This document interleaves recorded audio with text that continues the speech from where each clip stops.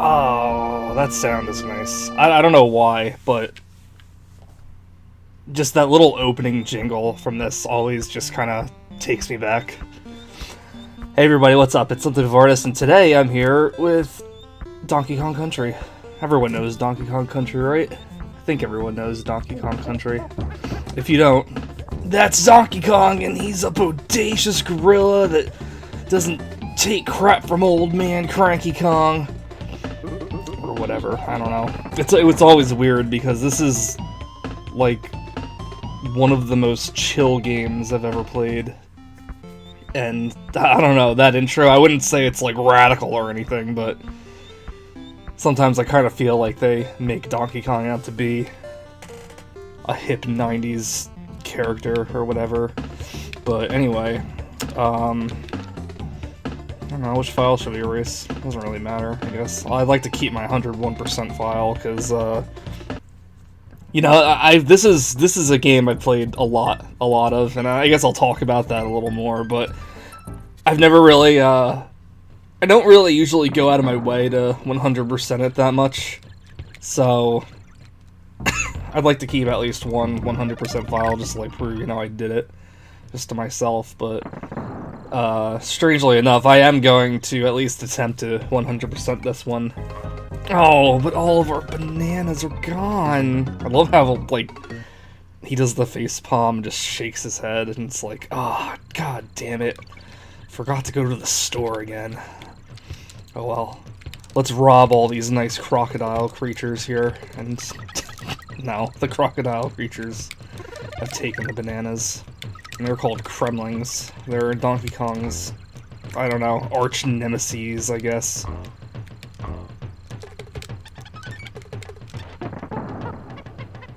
But, yeah, anyway, I don't usually go for 100% when I'm going through the first Donkey Kong Country. The other two, yeah, I do, because, well, you get extra stuff if you do.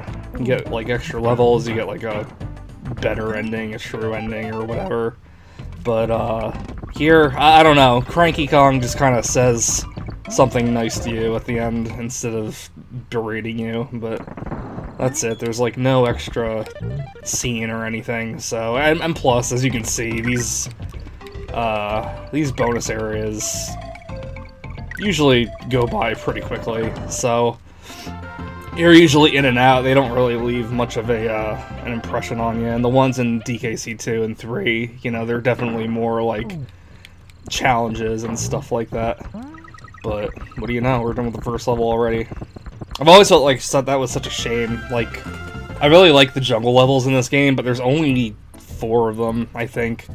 And you go through most of them pretty quickly. And this, the music that plays in the jungle levels, it's actually really good. It has this really slow startup when you're, like, doing this thing for a while. And then when it, like, picks up, it, like, gets really good, but you know, if you're going for, like, bonus rooms and stuff, you never really get to hear it because the music just resets as soon as you come out of it. It's a shame. But, yeah. Anyway, I remember this level in particular. I can't remember if it was, like, the first time I had played Donkey Kong Country or not, but I remember a friend of my sister, either she or her brother had Donkey Kong Country, but I remember we were both over her house one day when we were kids. Oops. And, we were playing this game there. And I remember, I don't know, I think I was just kind of watching her play, but, I remember this level she was stuck on. I think I missed a bonus area already.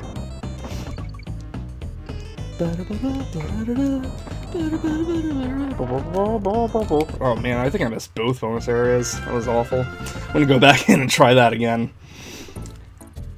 Yeah, another thing about the bonus areas in Donkey Kong Country is that, a lot of them are kind of just, how do I put it? A lot of them are just kind of in random locations. Like, a lot of them are just kind of like in random pits, and you can barely tell that they're there. I don't know. And the ones in DKC2, I mean, they're hidden, but I kind of feel like, you know, see, like, one's just right down there. How would you know that was there? unless, you know, you were there already, but... And I think the other one in this one is just in an open pit as well. Sometimes you'll see the very top of the barrel there, but, like, I don't know, you usually move pretty quickly in this game. It's not like you're stopping around and just noticing them. I feel like they're a little more noticeable in the other games. But I guess we'll do that whenever. I guess I'll talk more about that whenever we get to DKC 2 and 3, which shouldn't be too long, because I'm still in a very big recording mood. Yeah, the other one's, like, right down here. I think if you... Yeah, so you can see, like, the top of it there, but... You know, if you're just going about the level normally, you probably missed that, too. This bonus area music, I always really, really liked it, but I have to get back to liking it, because... I wouldn't say recently. I think about, like, a couple of years ago, I actually recorded, with my phone's, like, microphone, that bonus area jingle, and I set it to my ringtone. But I don't know when, after a certain amount of time, though, I just, I ain't got nothing left, so don't even ask. Frankie will just berate you if you go through here. I could get through DK Country with only one life easy. Oh, lucky you. I'm talking about when games were games. Uh-huh. Old people just have to berate us. 3003 continues, that's all we had. Oh, but you only needed the one life, so, you know. Games never looked like this when I was a lad. No, I suppose they didn't, old man Cranky. We were much better off in those days as well. You forgot your period at the end of that sentence. Bet you thought this was 64-bit, eh, boy? I don't know. Wasn't thinking it. In jungle hijinks, stick to the treetops to earn extra life. I swear that's like the only hint that I usually end up getting. Oh, let's speak. Singers sport spikes on their backs. You can't jump on them unless you're riding Winky. Donkey, I've seen enough. That tie. Turn it off. You know, I played through this game a lot, and I always feel like I'm seeing new dialogue that Cranky gives. And there's, like, no point in it. Like, the whole point of Cranky is, like... He's supposed to give you hints, and I don't think I want to do that. But we got lucky.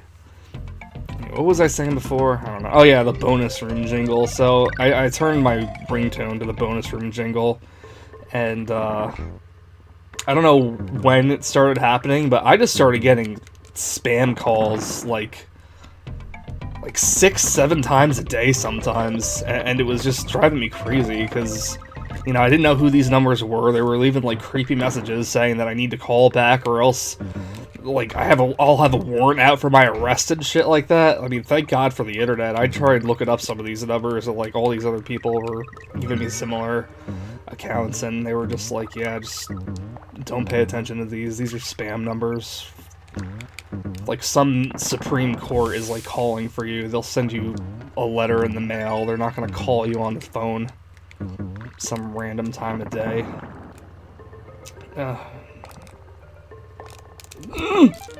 Ooh, I kind of cheesed that one.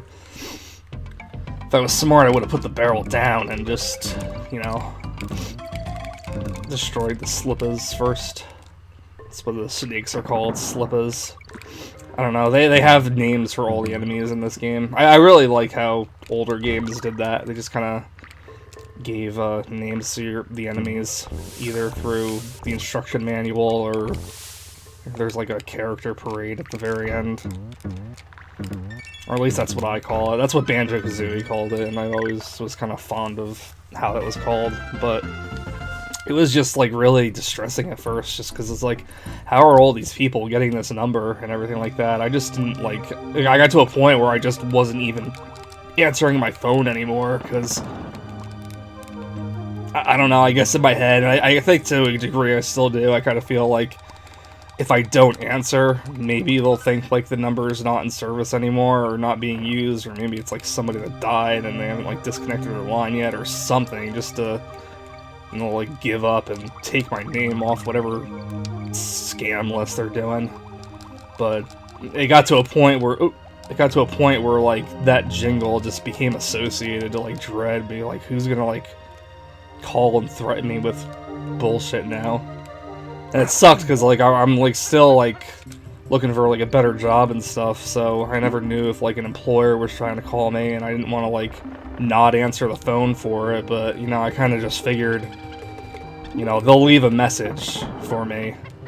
You know, the callbacks that they have left messages for me, so I think it'd be kind of unprofessional if an employer was trying to get in touch with someone in regards to a job application and then like not leave a message, especially if they call in the middle of the day and they can see right there on the resume they're still employed somewhere else. But yeah, I don't know. I've always kind of really hated phone calls, or like getting these phone calls after a certain amount of time, because I don't know, I do find them to be extremely intrusive. It's pretty early in the morning right now, but I should make a note to maybe silence my phone after this particular episode. Just because I don't want it ringing or anything like that with another scam call. I got a new phone, and I feel like I've gotten less scam calls since then, but I still get them.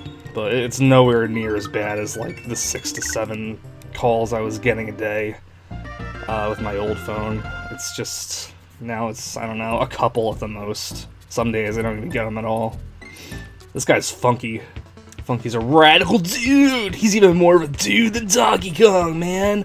My dirt bodacious jumbo barrel can launch you to any point on the island. Most unfortunate, brah, it can only send you a place you've already been to, which is a complete and total bummer, let me tell you. Whoa, dudes, my name's Fun. Yeah, okay, thanks, dude.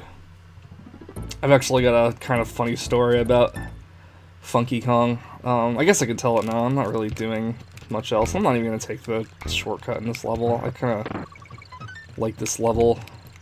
I want to hear the music. The music's really good. You know what else is good? Those sound effects from the barrels. I can't off the top of my head remember if, like, they all make that sound when you're entering or coming out of a barrel. But in, like, the DKC 2 or 3. But I know in this game, there is just, like, a really good, satisfying, you know, effect with the barrel sound that they make.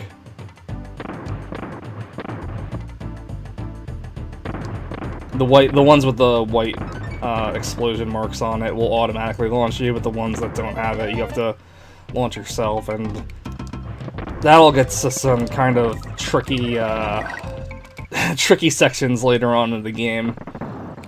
I wouldn't call Donkey Kong Country a particularly hard game, but it does ramp up in difficulty. I'm gonna set that down, actually. Switch to Diddy.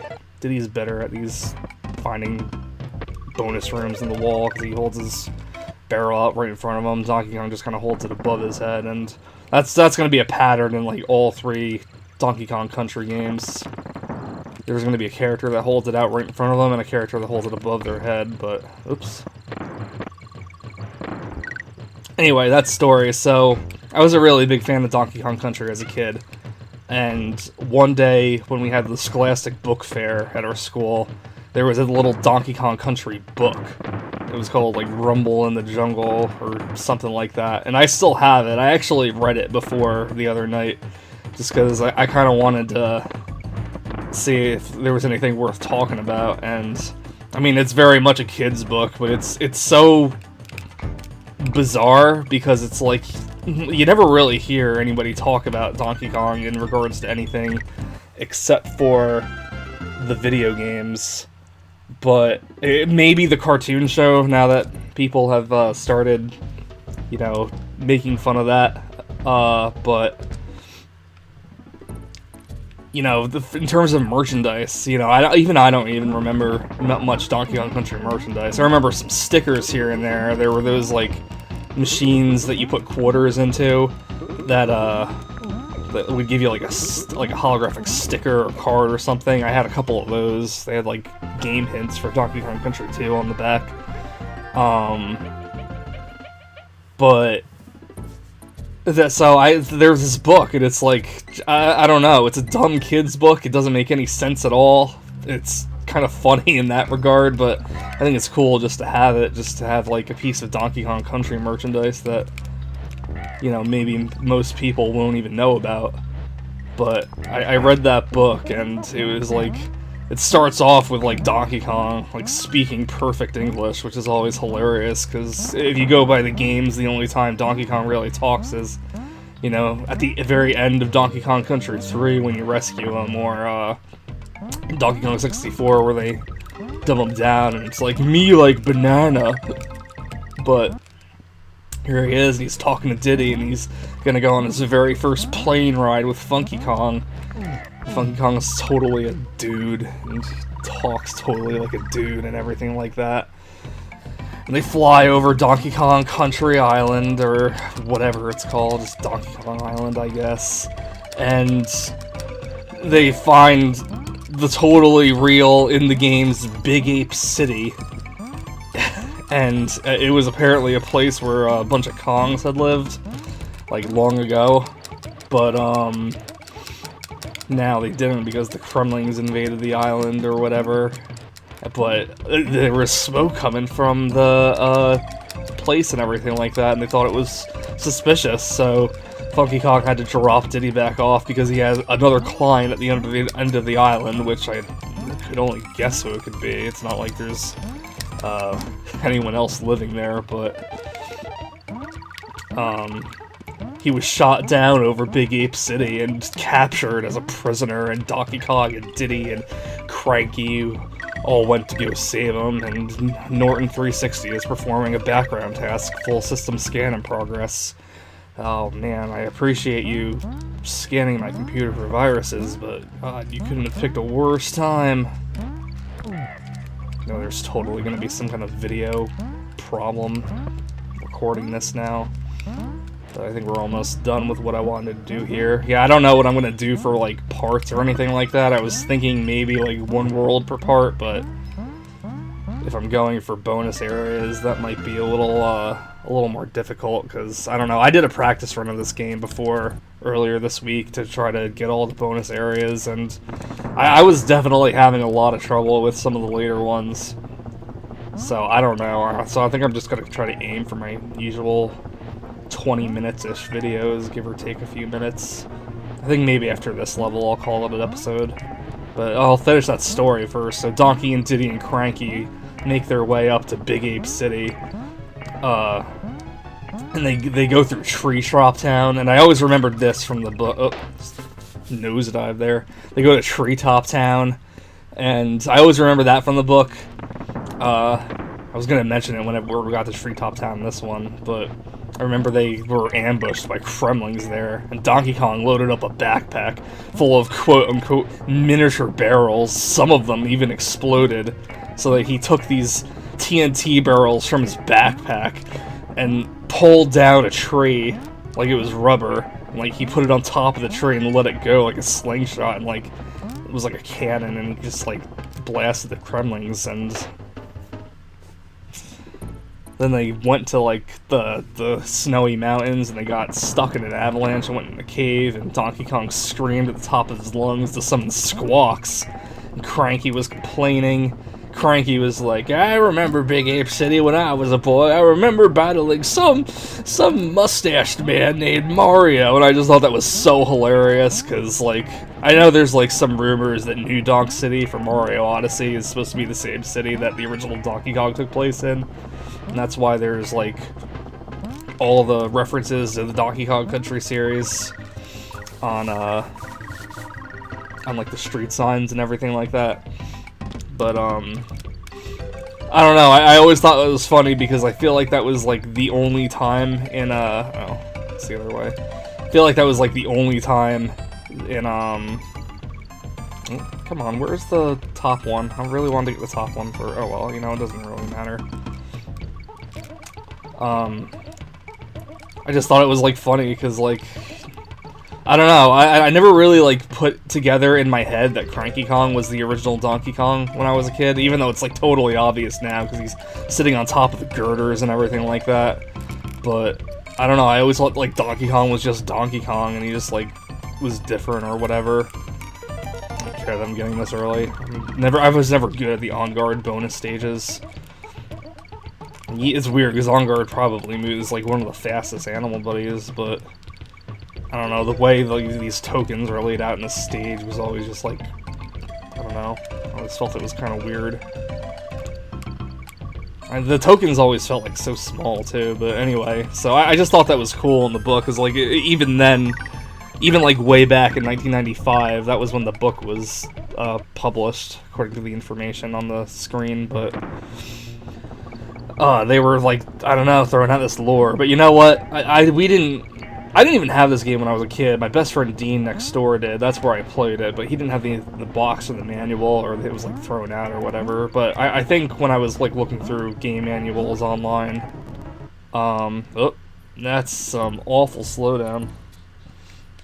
Alright, we're gonna finish this level up. I wanna see if I can, I don't know. I don't want to wait like a full hour and a half or however long it's going to take to... Oh my god, that's terrible. Hey Charlie. My dog came to say hello. You know what? We're going to stop the episode here. I'm going to try to fix my computer up a little bit. Maybe I'll finish that story after this is all done, too.